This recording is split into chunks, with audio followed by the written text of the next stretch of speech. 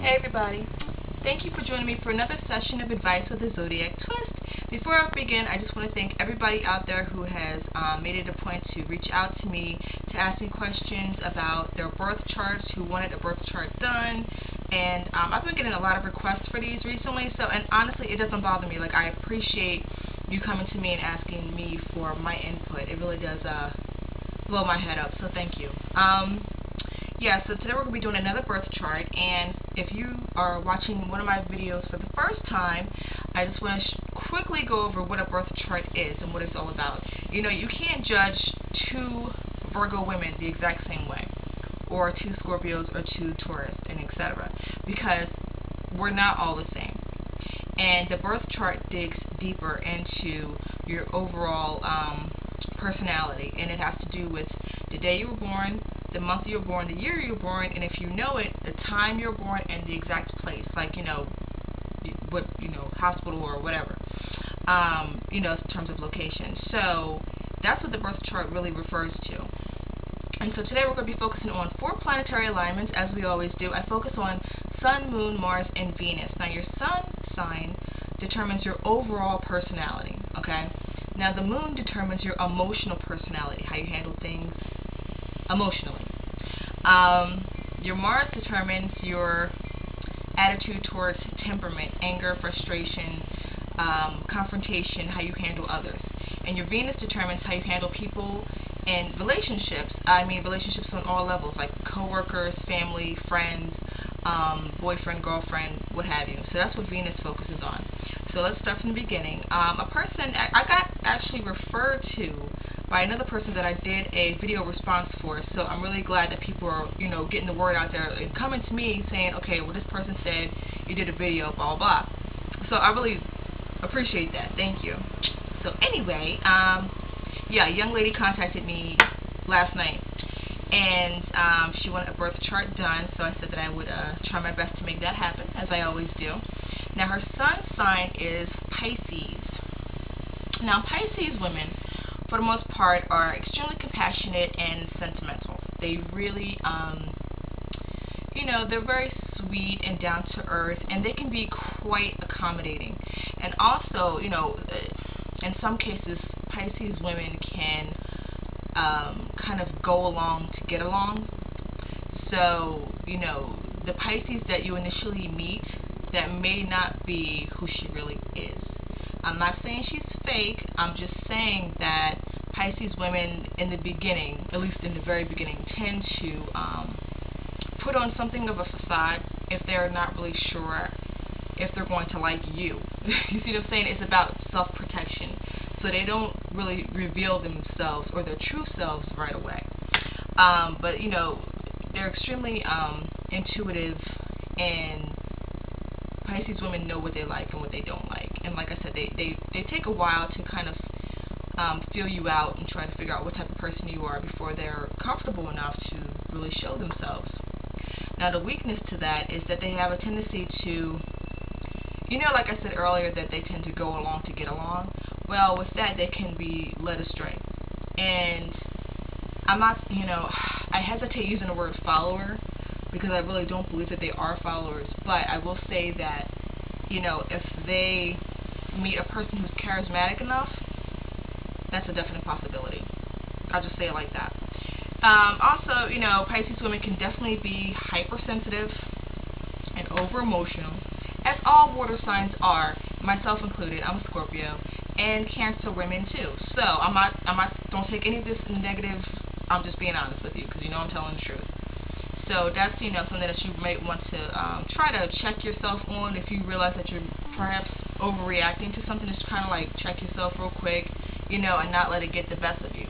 So that's what I'm going to say about your sun sign. I would get deeper into it, but since we don't have a lot of time and we need to move on, let's do that. Now, your moon sign is in Taurus. Now, with your moon in Taurus, now remember I said that your moon deals with your overall emotional personality.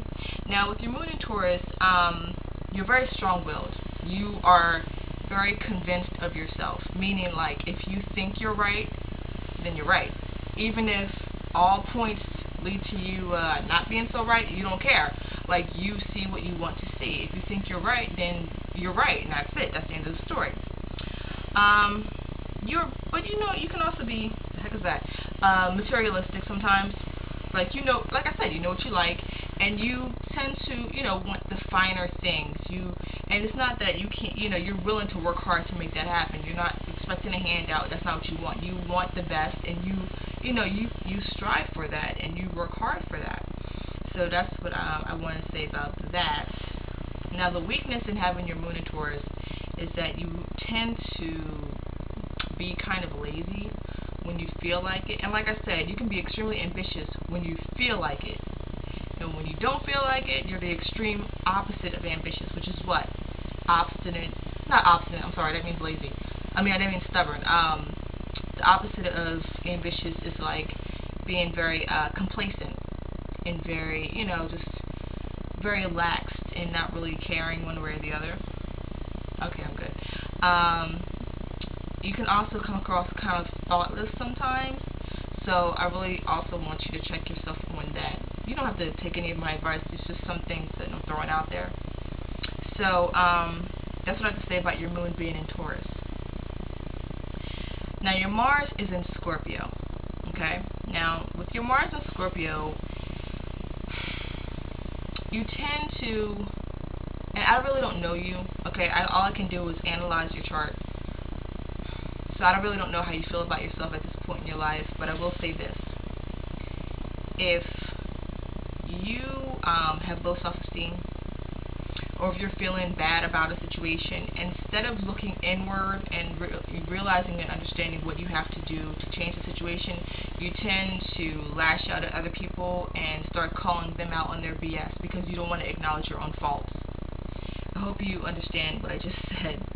You don't have to acknowledge it, but so that's, you know, the biggest hurdle you have to jump over with your Mars being in Scorpio. Because, you know, Scorpios, we tend to want to be extremely blunt and straightforward with other people. But if people come to us like that, it's like, no, you can't talk to me like that. You know, we get extremely defensive. Even though it's kind of like we can't take our own medicine sometimes. So, you know, but also with your Mars being a Scorpio, you realize that life isn't, you know, life isn't a fairy tale. Like, you don't walk around with rose-colored glasses on, which is really, really good, because you're definitely a realist, which is very important in this day and age. So that's with your Mars being in Scorpio. Now, your Venus is in Aquarius. Now, with your Venus in Aquarius, it's really strange because, like I said, Venus deals with relationships on all levels. And I don't know if you're in a relationship now, but with your Venus in Aquarius, you tend to always have a love-hate relationship with somebody. It's like you love them one minute, and the next minute you're like, you know what, I don't need this crap, I'm moving on. So you tend to be very indecisive when it comes to what you really want out of a relationship, whether on a romantic level, platonic level, whatever. You can come across as kind of indecisive, and you can change your mind at the drop of a hat.